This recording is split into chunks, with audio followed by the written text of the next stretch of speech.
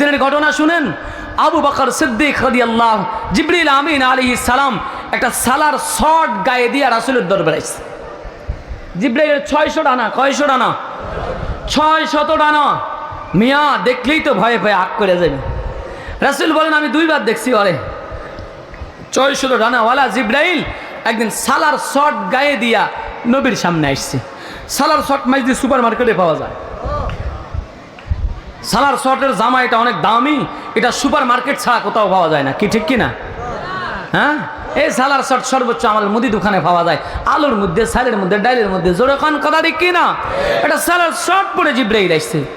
এই জিবরাইল, নুরের তৈরি ফেরেশতা মিয়া, তুমি জামার কি অভাব পড়ছে তোমার? তুমি এটা কি গায়ে দিয়ে আসছো?